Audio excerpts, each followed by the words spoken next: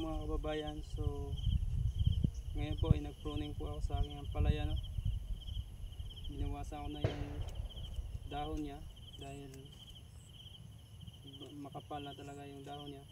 So kailangan tayo magbawas ng dahon at saka mga sanga dito sa bandang baba dahil para mas mabilis yung paglaki o pag-akyat ng ating ampalaya, mga kababayan. So importante din yung pag-pruning.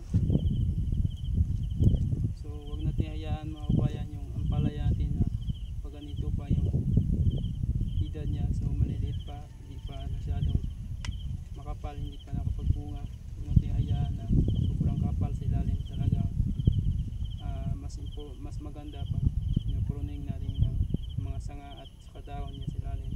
So ang purpose niyan, mga kababayan, sa pag-pruning para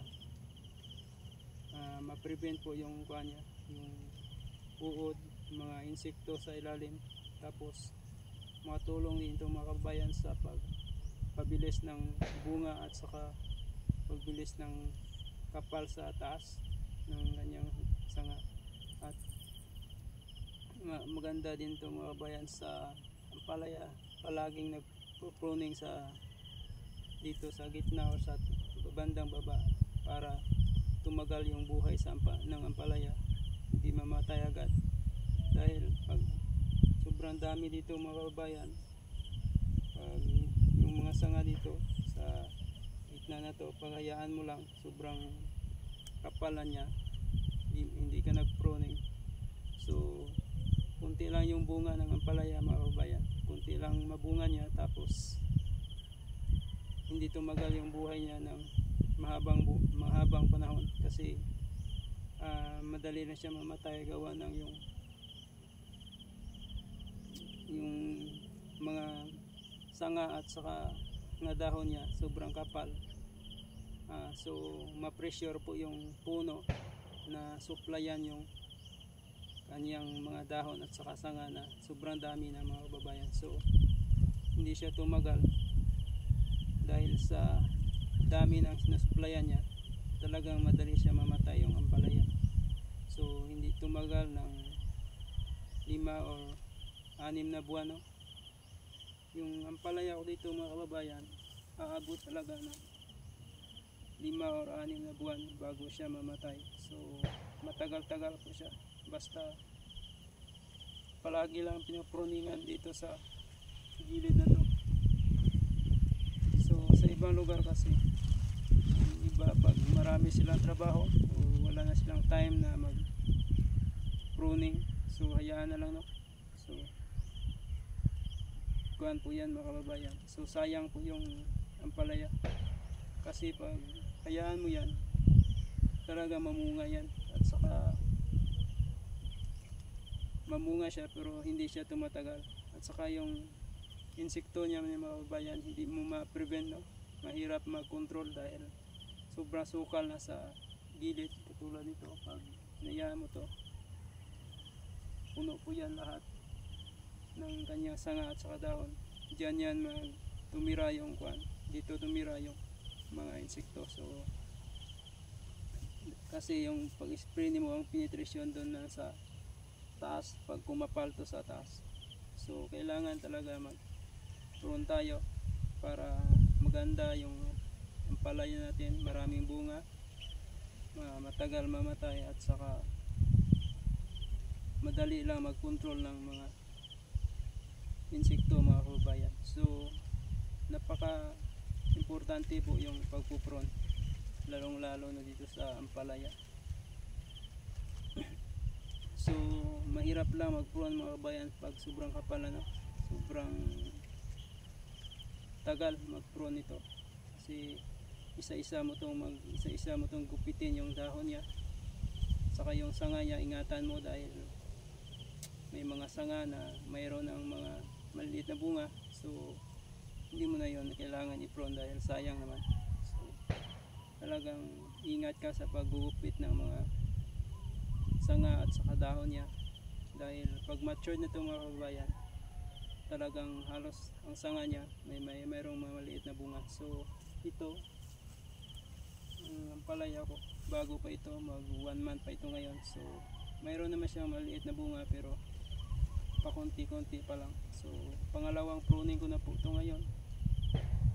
So pruningan ko na liwat ito, ulit ito pag makapal na dito yung gilid niya.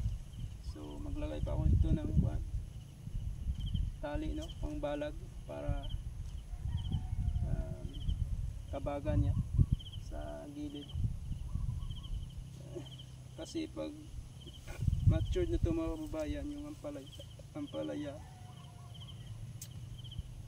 may bunga na siya, matured na siya talaga, marami na yung bunga niya nandito sa gilid. Pag nag-prune ka ng ganitong bata pa yung ampalaya mo, pag matured nito, konti na lang yung sanga dito sa gilid na sibol, no? Konti na lang yung tumubo sa gilid na mga sanga dahil pinutol mo na nga yung kuan niya, puno niya. Pinutol mo na yung mga tinubuan niya sa gilid ng katulad nito. Pag pinutulin mo to, wala nang tumubo na kuan dito na mga sanga. Tumubo man pero pa konti-konti na lang kasi hindi na masyadong talagang makapal yung tumubo niya sa gilid. So ang bunga nito mga kabayan, mas maganda pag dito lang talaga, marami sa taas. May mga bunga naman dito pa konti-konti lang pero mas maganda na yon na konti lang bunga dito, hindi sobrang makapal. Dahil mag-spray ka, hindi naman dito ang penetration ng pag-spray mo. Dito naman talaga sa taas yung penetration ng pag-spray dahil mahirap na dito sa gilid. Pag dito ka mag-spray dahil wala namang talbos masyado dito, talagang doon sa taas yung mga talbos, so doon yung i-spray natin. So pag matanda na siya, so yung mga bagay na ito kailangan mo to putulin pag wala na siyang bunga. So hindi na siya makapag yung talbos niya, so hindi na tumaba. So kailangan mo na putulin para yung nutrients na pumunta diyan mapunta sa mas magandang mga talbos niya at makapagbigay pa siya ng bunga na marami at hindi siya mamatay na madaling mamatay. Kasi pag nayaan mo may mga tuyo na ng mga sanga sa gilid, pag mga tuyo na nga sanga o matanda na sanga o mga dahon, pag inayaan mo yan, lalong madaling mamatay yung ampalaya mo. So mga 3 months ganyan, 3 months, 4 months patay na yung ampalaya. So hanggang dito lang mga kabayan. So salamat na sa lahat ng aking subscriber at sa aking mga tagapagpanood sa tagapagsubaybay sa aking video. So maraming salamat po mga kabayan sa inyong suporta at God bless.